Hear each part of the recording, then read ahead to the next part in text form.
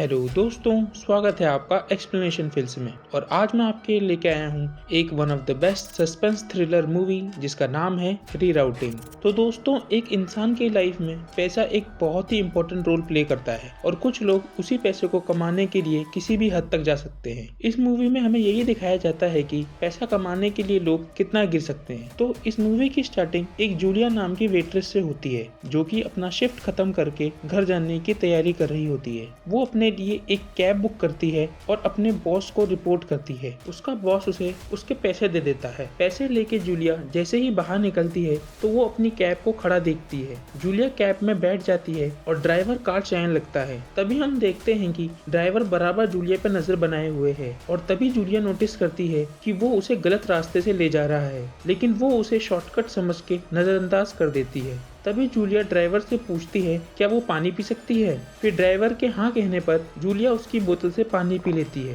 लेकिन कुछ ही देर बाद उसे चक्कर आने लगते हैं और वो अनकॉन्शियस हो जाती है। यानी कि उस पानी में उसने बेहोशी की दवा मिला रखी थी। अब वो ड्राइवर उस लड़की को लेकर अपने घर के गैराज में पहुंचता है और उसे उठाकर वो तुरंत अंदर ले जाकर रख देता है। कुछ देर बाद जब जूलिया होश में आती है तो वो अपने आप को बेसमेंट में ट्रैप पाती है और जैसे ही वो वहाँ से बाहर निकलने के लिए दरवाजे के पास जाती है, वो ड्राइवर वहां आ जाता है और उसे बालों से घसीट के अंदर ले जाता है। उसके बाद हमें डैनी नाम का एक कैब ड्राइवर दिखाया जाता है, जो कि अपने टैज नाम के दोस्त के साथ रेंट पे रहता था। टैज एक सिक्योरिटी गार्ड की जॉब करता था और डैनी एक कैब ड्राइवर था। टैज डैनी से कहता है कि उनके कुछ बिल्स ड्यू हैं और उनका रेंट भी बाकी है, जिसकी वजह से उनका लैंडलॉर्ड उन्हें घर से बाहर निकालने वाला है। ये सुन के डैनी उससे कहता है कि वो चिंता ना करे, वो बहुत ही जल्द पैसों का इंतजाम कर लेगा। टैज उससे कहता है कि वो लोग बहुत ही गरीबी में जी रहे हैं, यहाँ तक कि उनके पास वाईफाई भी नहीं है। तभी डैनी कहता है कि उन्हें कोई अल्टरनेट सोर्स ऑफ इनकम ढूंढना होगा और अगर उन्हें ये सोर्स नहीं मिला